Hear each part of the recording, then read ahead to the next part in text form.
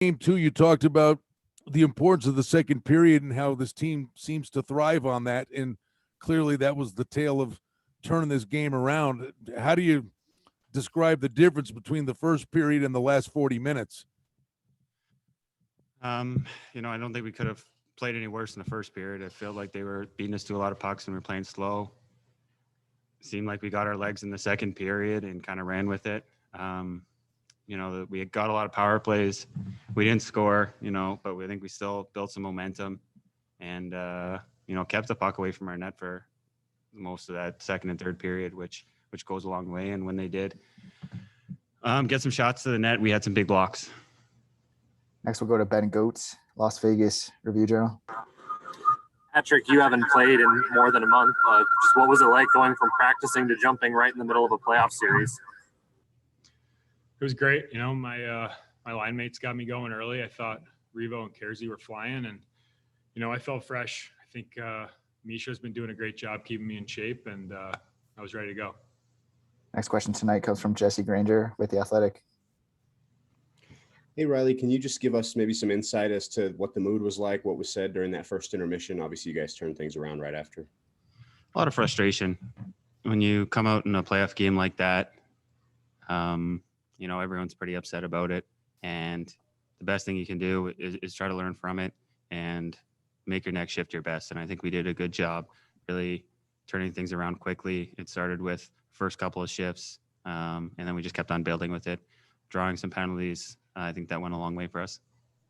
Next, we'll go to Justin Emerson from the Las Vegas Sun. Hey, Patrick, similar to the question to Riley, but after the first period, you guys really turned it on. And I guess you guys always want a hot start, but when you don't get one and the ability to kind of play well for the last 40 minutes, how did that one feel tonight? Take it. I thought we responded well. Obviously, like Smitty was saying, that first period wasn't great, but I think we got our legs going in the second, and Flower gave us a chance to win that game, and we were able to bury some opportunities that we got.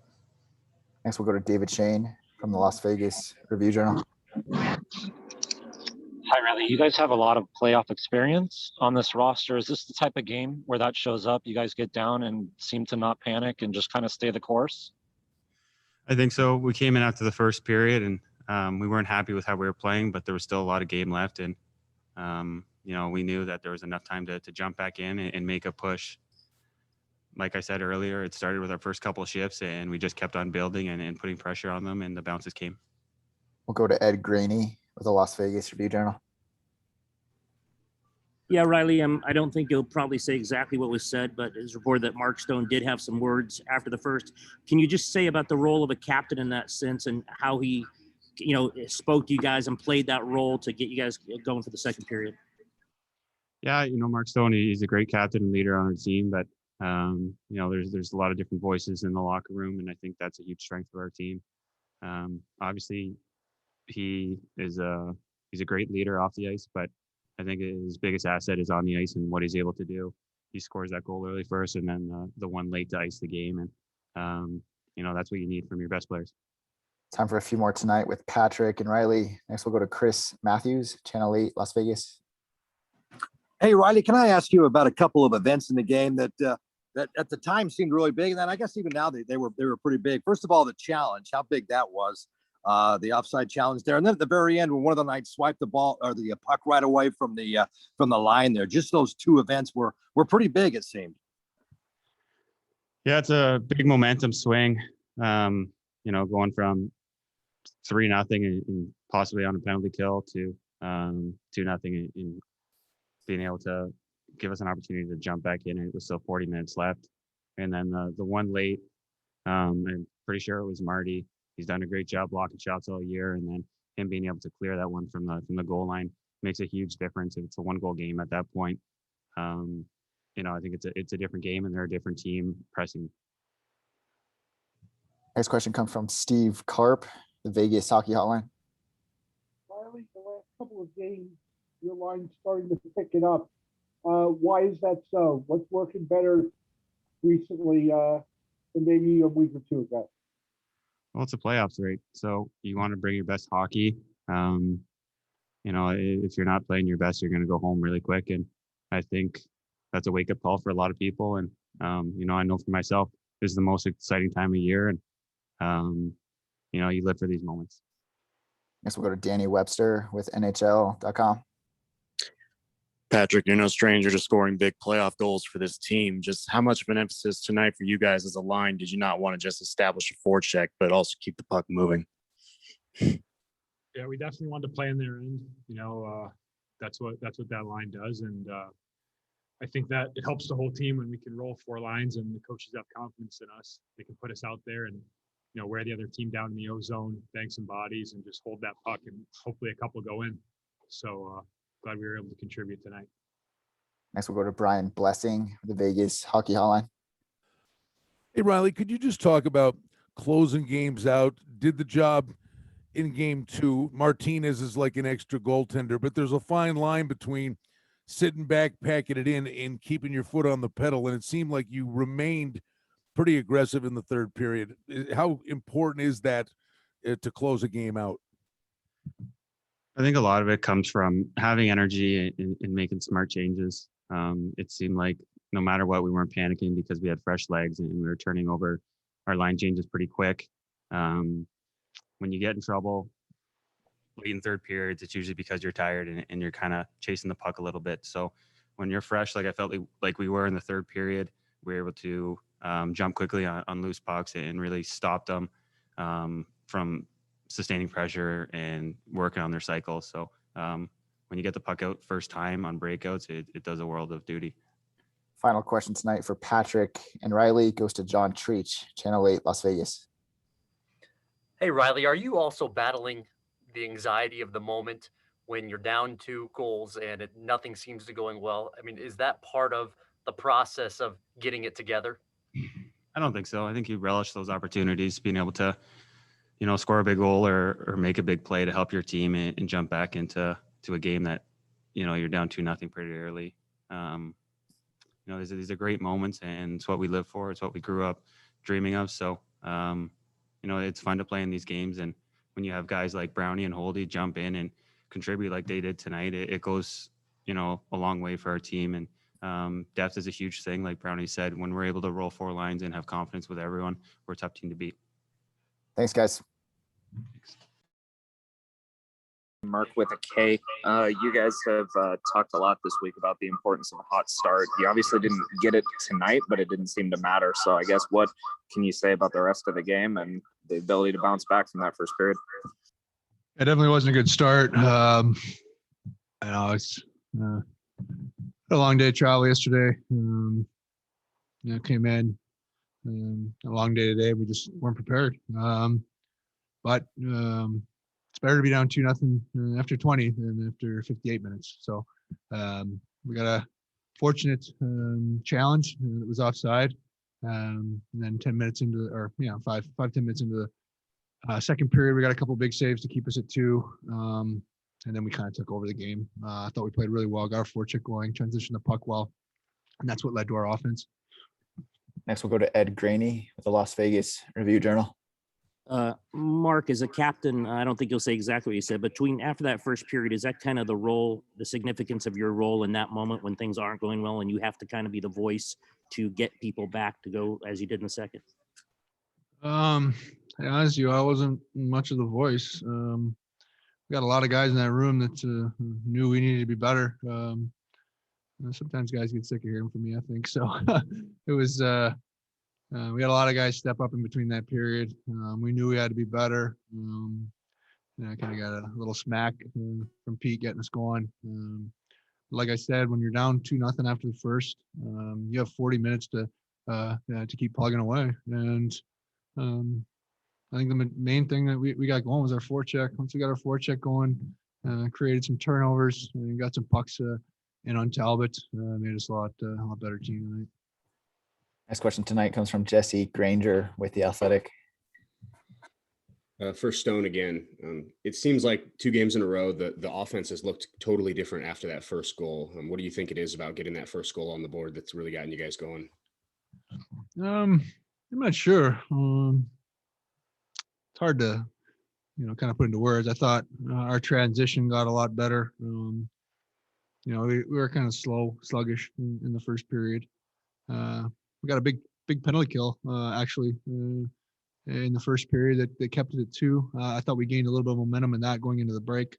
And once we started transitioning the puck, once we started moving our feet, cycling, forechecking, but you're right. I mean, you make the game 2-1.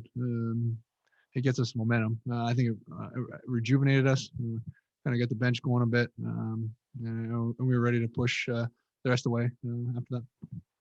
Go to Ben Goetz from the Las Vegas Review Journal. For Marc-Andre, on that goal that was challenged, just how much different of a feeling is it when you guys are only down 2-0 opposed to 3-0? It was big, you know. It was a great call by our video coach Dave. Thanks, Dave. Yeah, obviously, you know, it's I feel like when you get down by 2, you always, you know, you can get back in the game pretty quickly, right? You get that first goal and it's 2-1, and there was still a lot of time to be playing that game, right? So I thought that was a huge call by our coaches, and you know, like Tony talked about after that. In the second and third, I thought we took over and played so well. Go to Willie Ramirez from the Associated Press.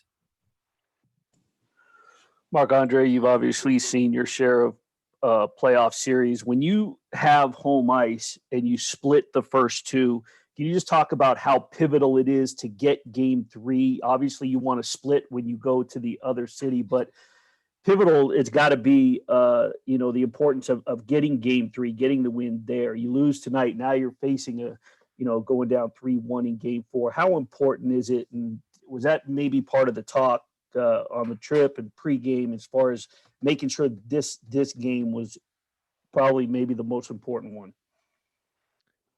To be honest, it wasn't. I think we always look at it one game at a time, and it doesn't matter if you win, you know, if you split at home or not, if you lose to me, I feel like it's just go win the next one, you know, and you win, you lose, put it behind, win the next one. You know, it doesn't matter if it's 2-1, 3-1, 2-0 in the series. It's you're always going to be able to have a short memory, put it behind, and get moving to the next game and try to win that one. And obviously it's nice to have the lead here in this building, right? We haven't had the most success here, but yeah, like I said, I don't think it's something we think too much about. It's always about just winning that one game and see what happened after. Next question tonight comes from David Shane, Las Vegas Review Journal. Hi, Marc-Andre. After the first period, they had 9 shots on goal. Just from your perspective, what did you see from your guys' defense, and what tightened up? What was the difference? I think, like Tony said, I thought we moved our feet better. We had the pocket out. We didn't just chip it away. We didn't just react to what they brought. You know, the way they brought the game to us. I thought we dictate the play a lot, and it paid off. You know, we put a lot of pucks in the net. We had guys crashing the net, and we didn't give them, you know, much for the rest of the game. You know, so that was a very strong defensive game. You know, for that second and third that our guys did. The defensemen were awesome. They blocked a lot of shots, and we got out of the zone pretty quickly every time. So all that together made us successful. Time for a few more tonight with Mark Stone and Marc-Andre Fleury. Next, we'll go to Ron Futrell, Channel 8, Las Vegas. Yeah, this one's for Fleury. If you could describe a couple of saves that were made back to back. Pietrangelo knocks the puck out of the net and keeps it out, and you make a behind the back save. It appeared to be a behind the back glove save. Those 2 saves in a hurry seem to change things. That was definitely nice by Petro, you know, to save my butt there. I couldn't find the pocket, and you know, there was a mad scramble in front, and I didn't know where it was, so it was a good heads up play by him and diving back like that. Might have to owe him a beer or something, or Diet Coke, whatever. But I think the other one too, right? But I think the biggest play in all this was Willie's eye blocker shot. You know, that was an amazing shot, an amazing goal, and that gave us a 2-goal cushion. You know, I thought it was huge, and like I said, we had the puck so much, didn't have too much, and you know, those 2 quick plays at the end there could have been going, you know, but got a little bit fortunate, and it was good to keep him at 2. Next, we'll go to Brian Salmon, Channel 3, Las Vegas. My question is for Mark Stone. Mark, I'm sure you've given Fleury many compliments before, but if Mark Andre isn't standing on his head like he has been this entire series, are you guys in any of these games if he isn't just playing as well as he's been playing? Yeah, I think he's been giving us a chance to get our legs. I think that's the most important thing. Now, game 2, we weren't great. Again, just obviously game 1, he stood in his head for the majority of it. Game 2, it was the same thing. We hadn't had a good start. Weren't really pushing the envelope, and he kept it. 1-0. It could have been worse, and he's just allowed us to.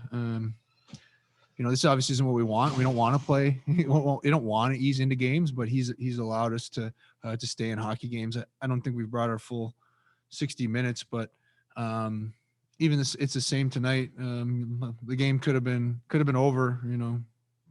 25 minutes into the game could be 3-4-0.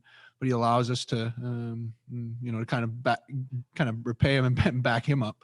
I think the last 35 minutes of the game, we took over. We dominated, did everything really, really solid. And we don't have that opportunity if he doesn't keep us in there for the first 25. We'll take 2 more here. Next, we'll go to Chris Matthews, Channel 8, Las Vegas. This one also for Mark Stone. Can I ask you a little bit about, given the history of the series, given the 2 teams, given the start the Knights had in this thing, and then to hold them to 5 shots on goal in the second and 4 shots on goal in the third, just how impressive overall was this effort in those final 2 periods? Yeah, I thought we just got more aggressive. We were really passive in the first, kind of trying to, like I said, easing into the game. Then our defense did a great job transitioning the puck to us. They had great gaps. They're making great transition plays and kind of catching them. And we were putting pucks into good spots. Obviously the first goal was a great transition goal. The second goal, it starts with the transition. We get a puck into the right spot. Will flies in there. We get a great forecheck, put their D on their heels, and get another one. Same thing on the third goal. Great transition. We're moving the puck, and then on the same with the fourth, it's a transition goal. We're moving our feet, breaking the puck out well, and capitalizing. So it starts in the D zone, but when you're playing well offensively, it makes it very easy, I guess, on your defense. It allows them to stay fresh, move the puck, jump in the rush. So when you're transitioning and executing like that, it's hard for teams to beat. So we got to continue to try and do that. Last question tonight from Mark Stone, and Mark Andre Fleury comes from Lindsey Brown with CBS Sports Radio 1140.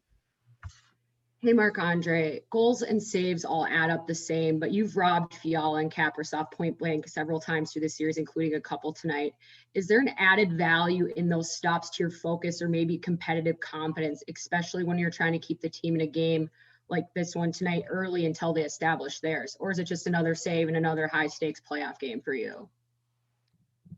I think I don't know. I just see it as another save. I always think about making the next stop, right? Just trying to keep the team in the game, and doesn't matter who's shooting. I think everybody's good on the other team, right? Everybody can score, and doesn't matter who's shooting. I just gotta try and make that save and keep the game going and keep the score close, and always have a lot of faith in our team that we'll come back and win games.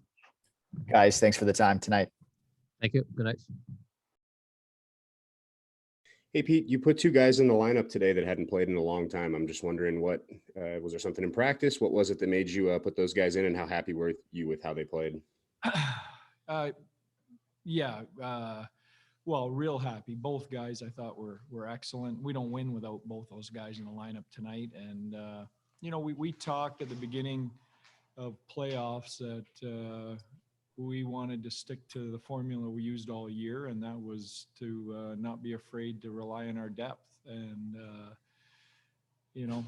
I thought we had some guys that were a little fatigued after the first 2 games. The stretch run of the playoffs took a lot out of some guys playing shorthanded lineup wise and the way the schedule rolled out. So I wasn't surprised. I saw some fatigue, and we wanted to get some fresh legs in there earlier in the series than later. And both guys were great. Next question tonight goes to David Shane, Las Vegas Review-Journal.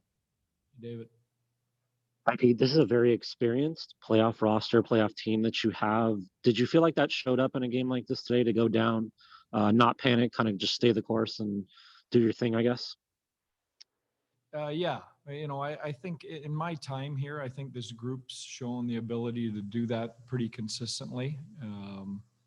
It's not a formula that you want to rely on every night, because this is a tough league, and if you get in a hole against good teams like we're playing, it's tough to crawl out. So, but I think when I look back at the last 18 months with this group, we've done it before, and usually it's the same formula. It's usually no panic, regroup, stick with it, and it's usually everybody contributing. We got into a real four line rhythm in the second period, and that really helped.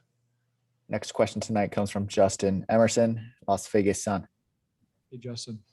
Hey, Pete, maybe we make too much when it comes to being able to have that last change at home, but it seemed like the Wild really got to have some of the matchups that they wanted in the first period. Do you think that had anything to do with the slow start? No. Next, we'll go to Ed Graney, Las Vegas Review-Journal. Ed.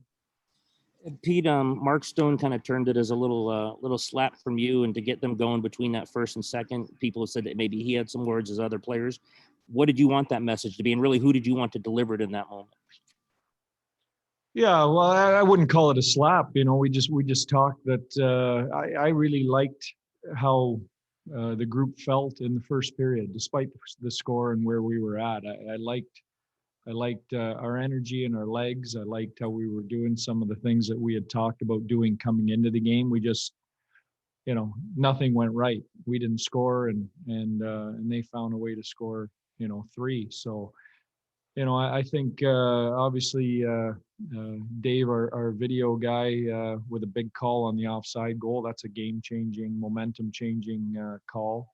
He doesn't get enough credit back there looking at those offsides and goalie interference, and he did a fantastic job identifying that. And that was the start of the momentum swing. And then we came in at the end of the first period, and the message was just, I liked how our group felt. The game was a long way from over. I really felt we could win if we gave ourselves a chance to win by playing our game. And the guys took it from there. Next question comes from Stormy Bontoni from the Vegas Golden Knights. Stormy. Mark Stone's obviously a guy that puts a lot of pressure on himself, and having not produced the points these last couple of games, for him to not only start the scoring but to bookend it tonight, how impressed were you with him handling that?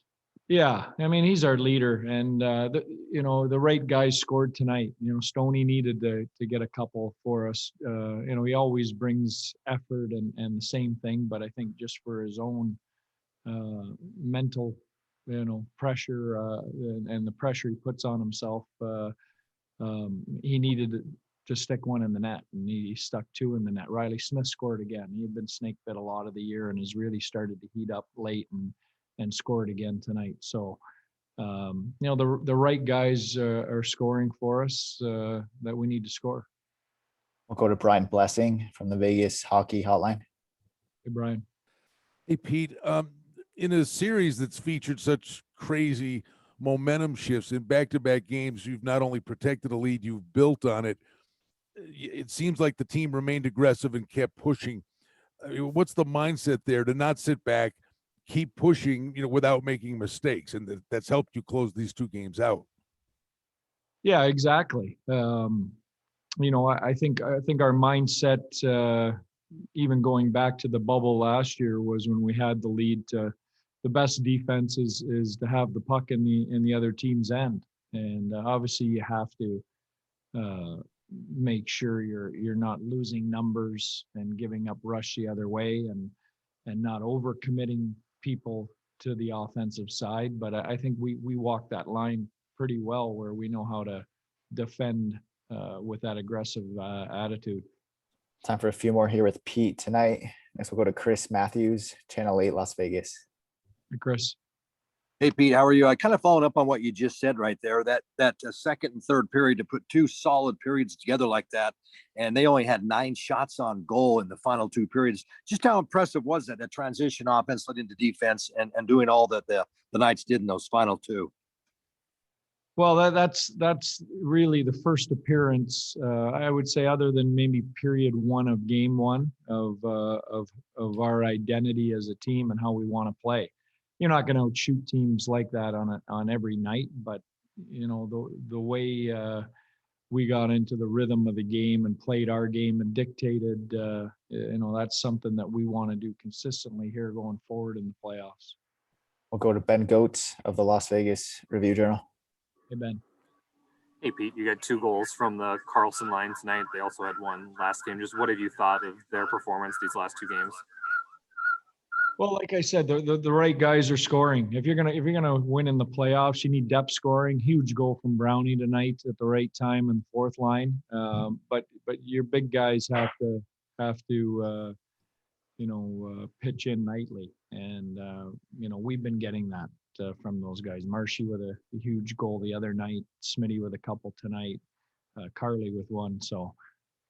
Like I said, the right guys are getting on the board, and goal scoring's usually a confidence thing. So it's nice that those guys are feeling it. We'll take 2 final questions tonight. Next one goes to John Treach, Channel 8, Las Vegas. Hey, John. Hey, Coach. How difficult but necessary is it to follow disappointing, sometimes chaotic play with organized and inspired play like your team did today? Yeah, again, I wouldn't call our first period chaotic. We gave up 7 shots. I know we gave up 3 goals with the disallowed goal, but I really thought it was more of a case of them, everything going right for them, than us being in chaos. So I think we tweaked some things, kind of reset in the second and third, but we didn't change a lot dramatically. We just got back to our game. Last question tonight goes to Danny Webster of NHL.com. Hey, Danny. Hey, Pete, you touched on it earlier, but specifically on Patrick Brown, seems like every time you get him into the lineup, he has either a big goal or he makes a big play. Just what is it about him that makes him so effective when he gets on that line, and just the fact that he's always ready when he's called upon? Yeah, well, you can't say enough about him. He pulled a hamstring, tore a hamstring, 7-8 weeks ago, hasn't played a game since, and we throw him in the game 3 of the playoffs, and he gives us the kind of minutes he gives us tonight in the big goal. He uses character and intangibles, and just a great teammate, great guy to have around, great guy to have in our group. Thanks, Pete. Thank you. That'll conclude the team's post-game media availability tonight. We'll send out the recordings in just a bit. Thanks, everyone.